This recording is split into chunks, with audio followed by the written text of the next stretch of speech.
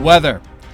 We can all agree it's one topic we New Englanders love to talk about. One day it's sunny and 80 degrees, the next it's windswept rain and 45. Residents of the North End may be getting 3 inches of snow, while folks in the South End are just dealing with rain. As the saying goes, if you don't like the weather, just wait a minute. We New Englanders also don't agree on where we get our weather information. Some watch forecasters from Providence, others trust meteorologists from Boston. However, the National Weather Service is an agency of the United States government tasked with providing weather forecasts, warnings of hazardous weather to organizations and the public for the purpose of protection, safety, and general information. City officials here in New Bedford, such as emergency management, rely on the information to make residents aware of potentially dangerous situations. The National Weather Service is part of the National Oceanic and Atmospheric Administration, also known as NOAA, a branch of the Department of Commerce. It is headquartered just outside Washington, D.C., and was actually formed back in 1870. The National Weather Service headquarters relies on its 122 local weather forecast offices to gather the information. One of those regional offices is actually in our own backyard. The Boston Norton Office is located right off Route 495. So join us now as we take a trip to the Norton Office and get a behind-the-scenes look at this facility.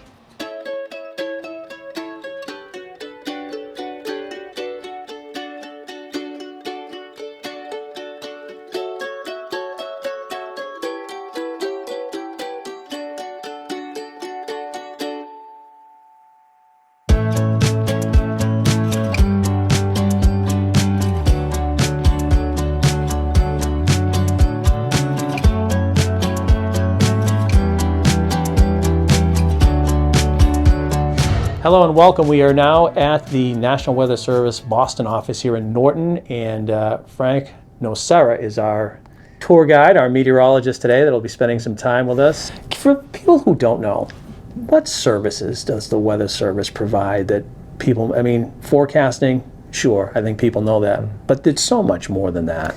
It is. It's forecasting, the watches, the warnings, but even outreach. Like today, you coming here today, and we go out to schools and we do outreach there.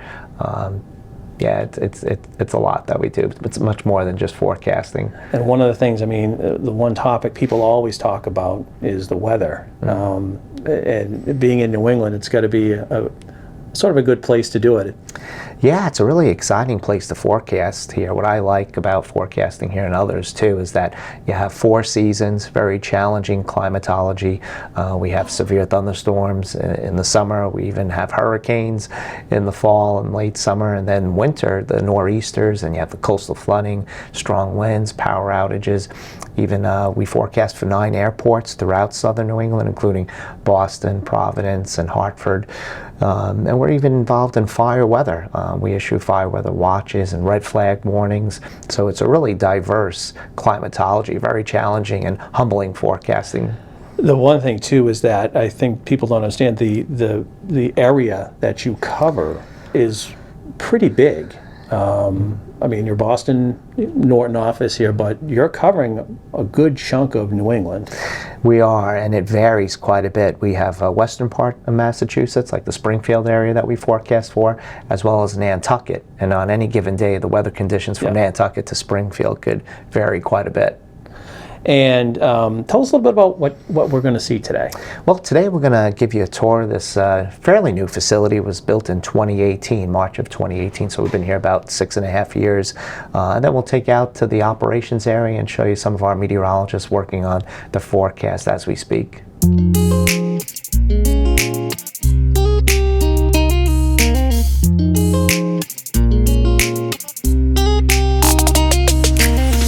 Well, this conference room here is where we give tours, but also probably about 4 times a year we come in here, and this is where we do our training as a staff, and we'll even stream in some of our neighboring offices and conduct our training. So for example, in November we have our winter weather workshop in here, and we'll be streaming in virtually some TV meteorologists, some emergency managers, maybe Brian from New Bedford, but also our neighboring offices too. So it's really a great time, collaboration, to prepare ourselves for the winter season and tackle some training topics. And those trainings, as we've talked about, are so important, not just for you, but for the communities and for the folks that you're working with. They really are. And what we typically do is we'll go back and look at the winter weather events that we had last year. Just doesn't have to be rain or snow events, but coastal flooding events, any high wind events where we lost power.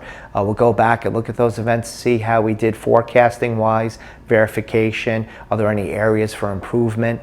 So we really look forward to these training sessions. It's an opportunity to get better and deliver even better service to the public. Before heading into the operations area, Frank wanted to give us some background about how the regional offices work together to provide the public with the most comprehensive weather information possible. So we only have 26 employees. A lot of people are surprised when we tell them we're a 24/7, 365-day operation. You're one of those departments, there's no days off. Exactly. We're here on Christmas, we're here on Thanksgiving. So our duties is to collect weather observations, forecast out to 7 days, and we are responsible for all the watches and warnings for Rhode Island, most of Massachusetts, and a part of Connecticut, including Hartford. Here are some of the national centers that I'm sure you're familiar with, like the National Hurricane Center here in Florida. They're the ones that issue the hurricane watches and warnings for any tropical system up and down the coastline. We also have the Storm Prediction Center in Norman, Oklahoma. They are the ones that issue the tornado watches, the severe thunderstorm watches, and then we issue the tornado warnings and the severe thunderstorm warnings. So we pretty much work as a team. Each forecast office, including this office, we're responsible for many airports. Here we forecast for 9 airports, including Logan Airport, Providence, and Hartford. But we're just forecasting for that location for the airport. What are the conditions at that airport? And then up to about 10, 15,000 feet. The Aviation Weather Center is responsible for forecasting weather in between the airports. So is there going to be any turbulence between the airports at 20, 30,000 feet? So again, the forecast offices cover like the individual point forecast for that airport, but the Aviation Weather Center out there in Kansas, they're responsible from airport to airport. We also have 13 river forecast centers across the country, and we're lucky to have one co-located right here in this building with us, and that's the River Forecast Center. So again, there's 13 of them throughout the United States, and basically what they do is they run the models for the rivers, all the rivers and streams here in southern New England. So they give us guidance, like how high the water level in each river is going to go. Is it going to exceed flood stage? And then we're the ones that actually issue the warnings for the flood, for the rivers.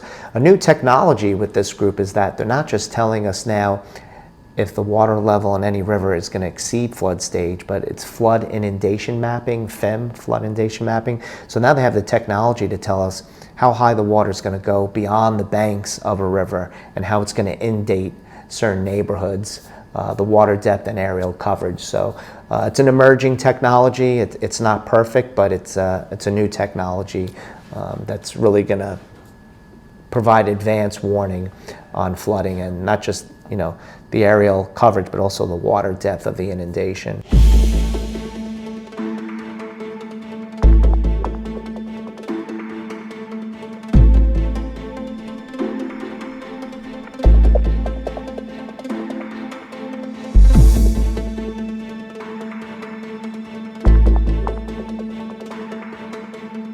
Our EMA director is in contact with you guys. Absolutely. And I'm sure it's like that with every town as well. I mean, they have direct contact and they're getting updates from you and you're talking to them, I guess. And I don't know how necessarily it works, but there does seem to be very big communication. And as you said, with the area that you're covering, that's a lot of communities that you're talking to on a regular basis, especially during a storm or an event. Absolutely, and we'll take New Bedford as an example. Your emergency management agency there, we send them, they're on our email distribution list. So anytime we're issuing watches, warnings, or any type of statements, we're sending them an email summary on that information. And then even the big feast that you had down there recently in Yep. August. What was the name of the feast there? Yeah, the Feast of the Blessed Sacrament. Yeah, so we were providing weather support for that to your emergency management agency. We were providing them daily weather updates for that feast. And Brian, when Brian sends it out, I guess he sends out your email because he's got the maps. It's Yep. got all basically everything that you could ask for. And I know he'll say there's an update coming so-and-so time, another update coming. So you're sending those out, again, to the communities on a regular basis, but I don't know what the time, I guess for a storm it's different times or that you have to wait in between, but they're coming fast and furious. Yeah, and it's really a good example of how federal, state, and city government should work. Right. We try to support our state partners and even our city partners in New Bedford. Right. Next up, we made our way into the Operations Center. And while I was expecting a lot of weather gadgets and equipment, it was surprisingly high-tech and very simple. Today we have 3 meteorologists on shift. Typically it's 2, but today we have 3. And then when we have really active weather, every workstation here is occupied. And what I mean by active weather, if we had a hurricane approaching, every workstation would be taken. But even in the summer, if we're expecting tornadoes, flash flooding, every workstation here is occupied. But on a quiet weather day today, 2 to 3 meteorologists is what we have. Are they, the meteorologists, are they at dealing with a specific area?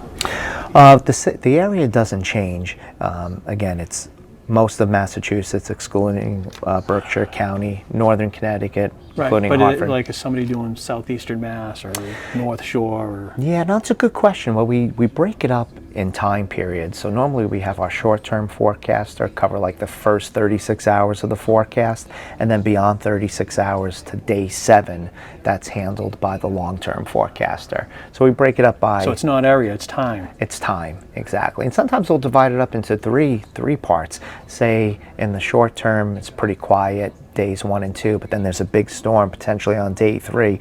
We'll have that forecaster dedicated to that day 3 period, and then days 4 through 7, another forecaster will handle that. So this is our situational display where you can see you have the satellite photo down on the south portion there, the lower corner, radar at the top. And we also have those webcams that we talked about earlier.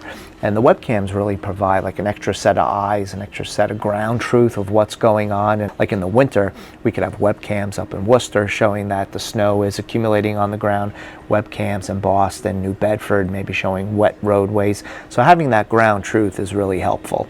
How does a typical day work? Do you have is there 3 during the day, 1 at night? Because you don't have a lot of meteorologists. Yeah, the shifts are normally 9 hours, but in adverse weather, we could be here up to 12 hours. During the day, it's 2 to 3 meteorologists. Then in the evening, if the weather's quiet, it will only be 1. And then for the overnight shift, it'll be another 2 meteorologists. Really? Yeah. Okay. Yeah, but it changes depending on weather. So we try to, if we have busy weather, we staff up. If we have quiet weather, we staff down.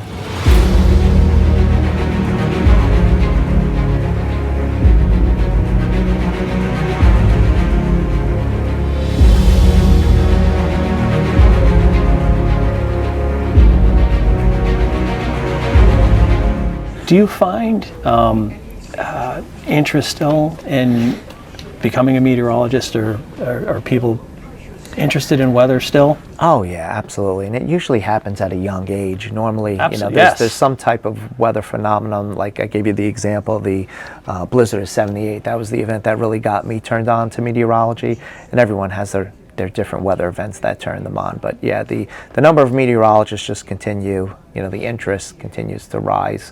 For example, when I went to school back in the 80s and 90s, there was only a handful of universities that offered meteorology, and now today that has probably tripled or quadrupled. So we're at one of the weather stations here with Katie and Bryce as they are going through their responsibilities. And just tell us a little bit about how you folks are working, what you're looking at. Yeah, so currently what we're looking at right now is that we are getting ready to look at the aviation forecast. So that is a forecast that we do that is for the airports across Massachusetts, Rhode Island, and Connecticut. So we are looking at the weather conditions that are really important for the airports, and some of those things are like your wind direction, your wind gusts, and as well as your weather, if you're expecting things like thunderstorms. But for what we're actually looking at that we're more concerned with is actually the potential for fog overnight tonight. And that is a very big impact for the airport. So we want to make sure that we're able to get the timing as accurate as we can, as well as, the timing and the time that it's actually going to dissipate in the morning, because that will have an impact on how many airplanes can actually come in and out of the airport at a time. So when you're doing that, are you looking at, because I know you're covering a lot of airports, so you're doing that for all the airports, right? Yeah, so we actually have 9 airports, including Boston Logan, which is definitely has the higher volume out of all of our 9.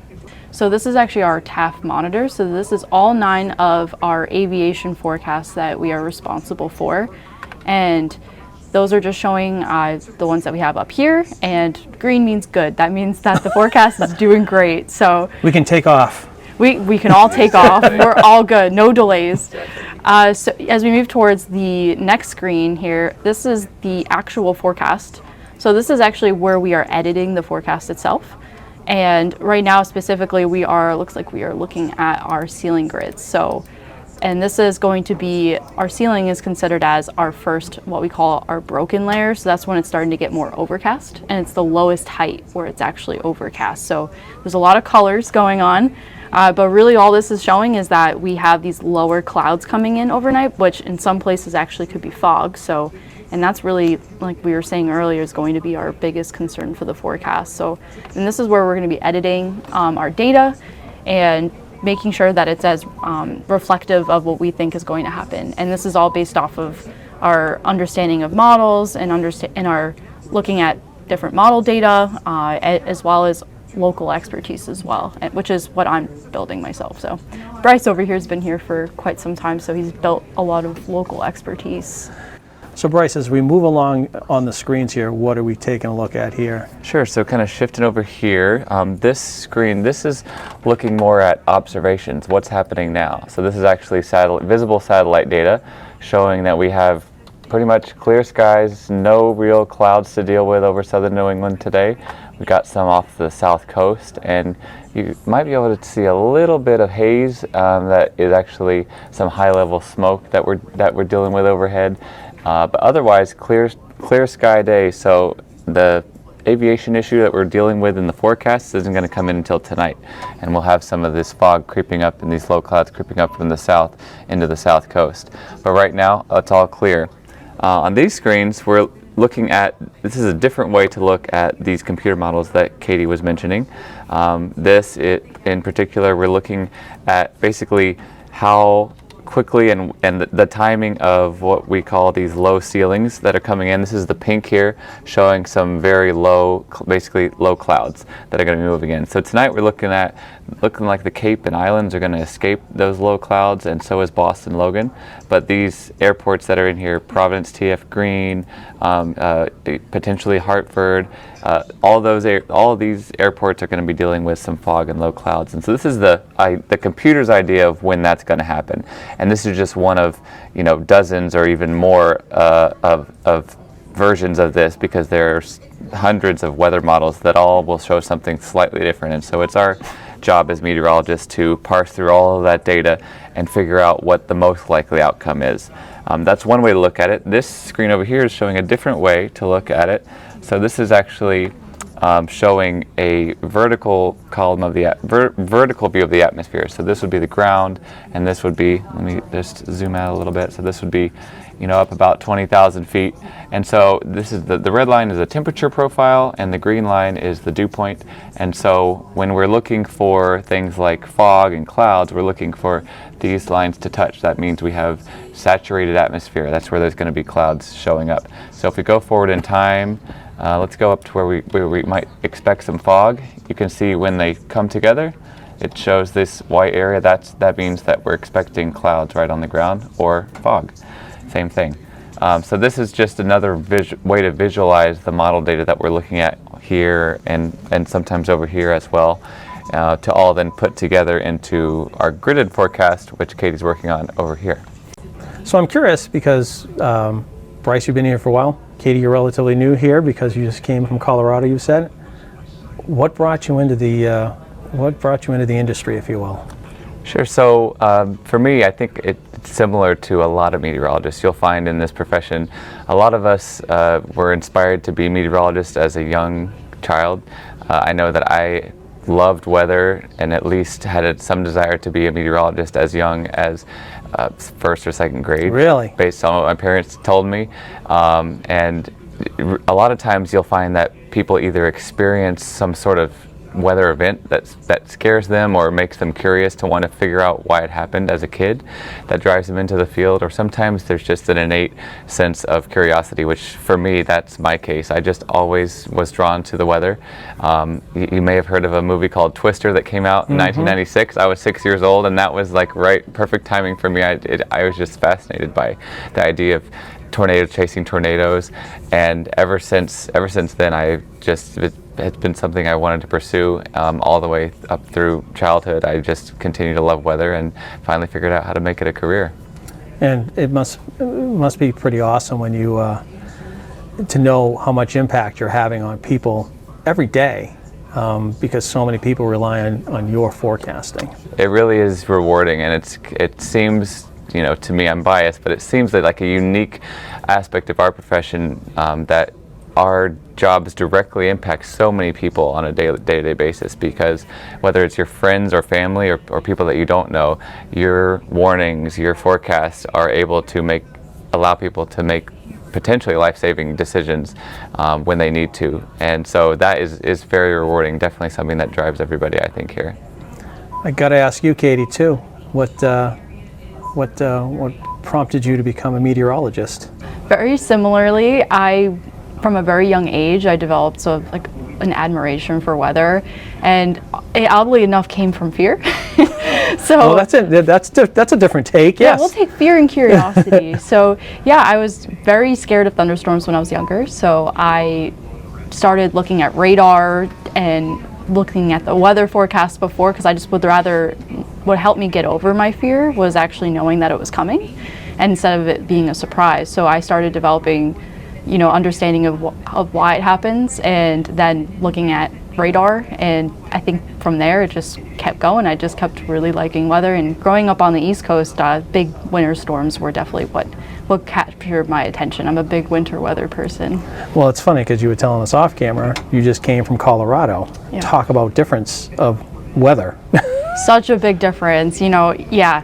Mountains definitely dominate weather in so many different ways in Colorado, but and it was a very challenging place to work out, but the Northeast has its weather challenges as well.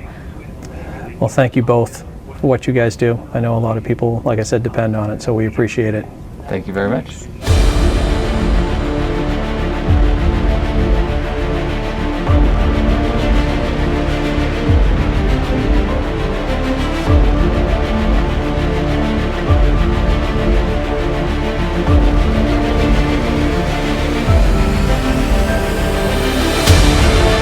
Satellite technology really didn't come about until the 50s and 60s, maybe the 40s with the wars. So back in '38, there was very limited satellite. So today, they knew a storm was coming. They did, but today we could track it all the way from off the coast of Africa, across the Caribbean.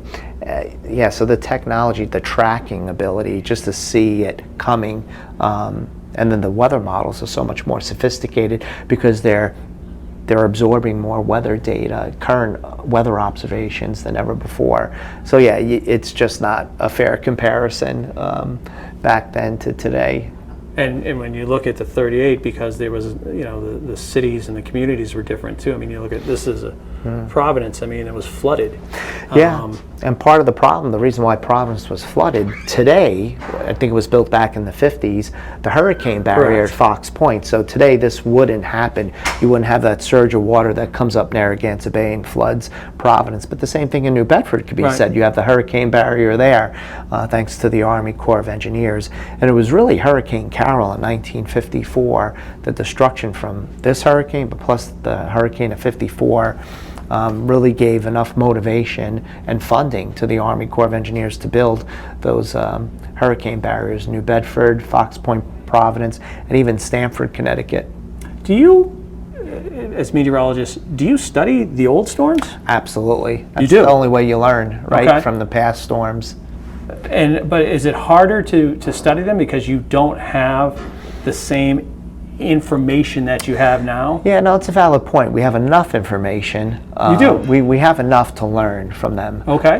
But like, yeah, what we have from the 38 hurricane compared to The 54 hurricane. yeah, or even Hurricane Andrew down in Florida back in the 90s.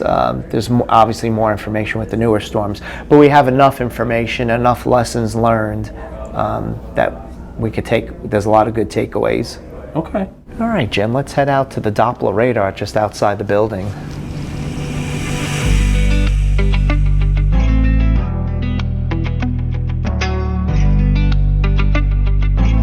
So the Doppler radar, it's spinning 24/7, 365 days out of the year, and it's actually scanning the atmosphere, not just here in Massachusetts, but it goes out to Connecticut and Rhode Island, and once it completes its rotation, it comes down and it scans the atmosphere again.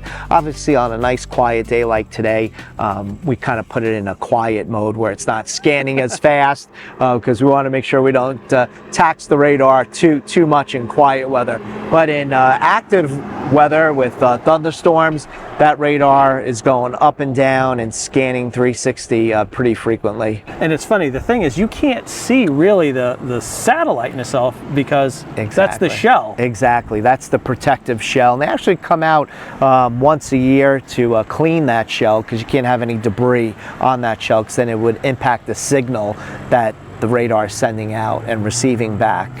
Does every weather center have them? Not every weather center has them, but there's pretty good coverage. I showed you across the eastern part of the United States. Out west, the coverage is not as great, but here on the East Coast, we have really good radar coverage. Do you folks have to go up there at all? We don't, but our technicians go up there. do. Yeah, and there's an air conditioning unit up there. It has to maintain a certain temperature, or else The computer, yeah. Yeah, exactly. So we've had some issues there, but our technicians do a fabulous job keeping that up 24/7, 365. It is a huge piece of equipment. It really is. How much of a game changer has this, when the Doppler came out, how much of a game changer was this? Yeah, well, back in '88 it came out. It was deployed in '88. Not every state had one, but when I came into the Weather Service in '93, we were using vacuum tube technology, World War II radars. Right, you were saying that, yeah, and, briefly, yeah. The Doppler radar, I mean, we could tell, air parcels, air movement, the direction of air streams in storms, and I showed you the example inside with the Great Barrington tornado of '95. You could actually see, the circulation inside that storm, and that's thanks, to Doppler radar. The old radar technology, you could not tell airflow, Night and airstream. day, yeah. It was just, the intensity of the rain or snow in the old radars.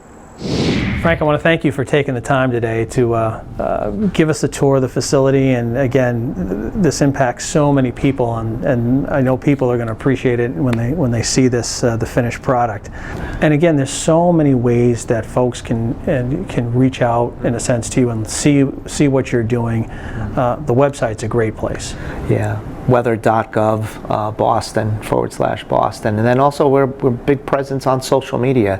We're on Twitter, we're on Facebook, and that's another way that they could receive weather information, watches and warnings. If folks have questions, how can they get in touch with you folks? Yeah, we actually have a link on our webpage that would go right to the webmaster, and then the webmaster would forward it to whoever it's appropriate for. But yeah, please reach out with any questions, though. We're here for the residents of Massachusetts, Connecticut, and Rhode Island. Thanks so much. I appreciate it. It's been great talking with you, and thanks so much for the tour. Yeah, my pleasure. Thanks for coming out. Well, that's going to do it for our tour today. I want to thank Frank Nasira for taking the time to talk to us today. We were there for a little bit, and I appreciate all the time that he gave us to talk about the National Weather Service and what the office does here. I want to thank the staff for, again, taking the time to talk to us as well. It was a great visit today, and I hope you enjoyed it as well. Thanks for watching, and we'll talk to you all again soon.